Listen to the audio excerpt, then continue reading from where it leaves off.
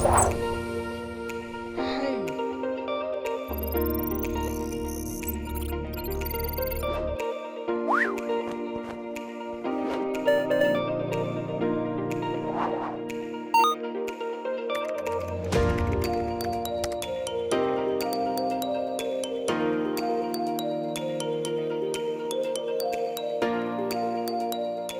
a little bit about marketing psychology because, I know a lot of people will follow other people and they'll become like part of the herd.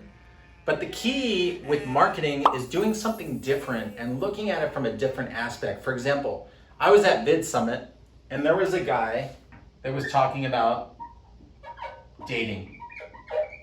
And he had gone online to all these different dating apps and he said, well, what can I do that's different? So he ended up creating this whole page off of Instagram. It had a whole storyboard of like his family, what he liked.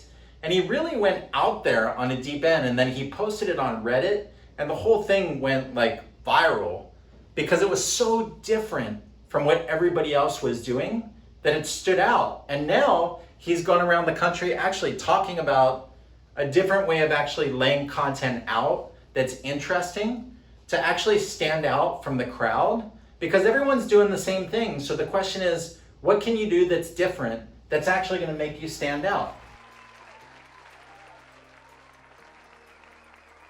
And you'll see, it would say, meet my family. And you can tap the meet Adam's family and you see my family. Want to go on a date with me? Tap it, I'm single. Check it out. And you can follow that. And when I put up my Tinder and Bumble and all those profiles that we built out, all I would put was, these apps are creepy, check me out on Instagram, and I put a link to that profile. And you can then go through an interactive Instagram dating tour of me. Now, firstly, I'll say, this works tremendously well. So this ended up getting posted on Reddit's social media stream, and it got posted, somebody posted a link to the original, like, hey, check this out what this guy did. It blew up, thing had 18,000 likes and messages and all sorts of stuff, so that's sort of neat.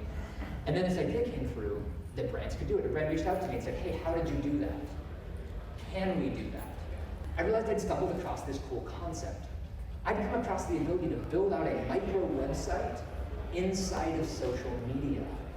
And this was the type of content that brands would actually pay for. Have any of you guys scoped through a brand process that involved something like this before? Anybody seen that before? Okay, not too many hands.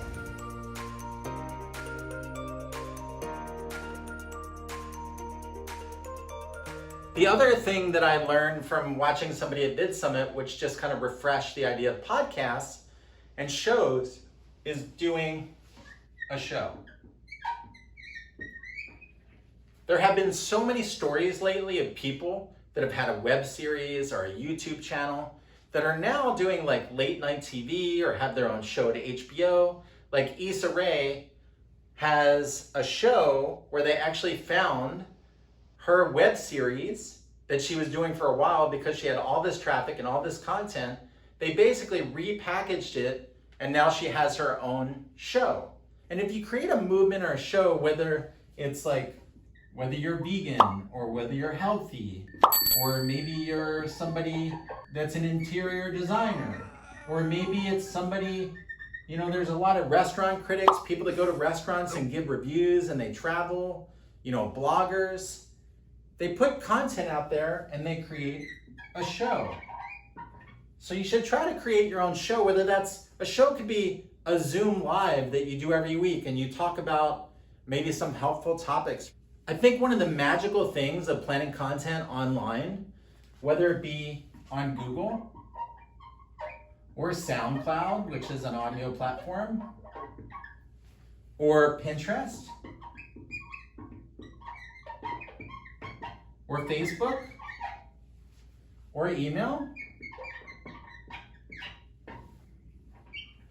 The amazing thing is that we can communicate with people that are searching. They're searching for something specific, and if your content lines up and it's in front of them, they can relate to you. Just the other day, we created some videos. I went to Facebook. I sent them out on Facebook Messenger. to my network, thousands of people. Just figured I'd message a few people. Literally, I got 3 or 4 phone calls. Today, I just had a call from one of my friends. He wants me to actually help him with his company and his website. I wasn't going for that. I was just sharing content. There was no intention except for him to just look at it, right? So if you keep sharing content to all these different platforms, you're communicating and you're staying in front of people on a regular basis. So the psychology is really always be planting seeds, always be in that phase that you're putting content out there and then you're sharing it with people on a regular basis. Otherwise, who's going to even know what you do, right? So tune in to our videos, go down here to the subscribe button, make sure you subscribe. If you want us to talk about any topics whatsoever when it comes to your business, send us an email. You can send it off of our website, ithinkanidea.com, or put in the comments below, hey, I'd really like to see a video on if I have a auto repair store, what are some creative ideas that you actually have for me?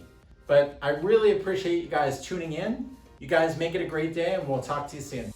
So schedule a 30-minute evaluation where we will audit your website, look at your competitors, and help you build a strategy to have this year be the best year ever.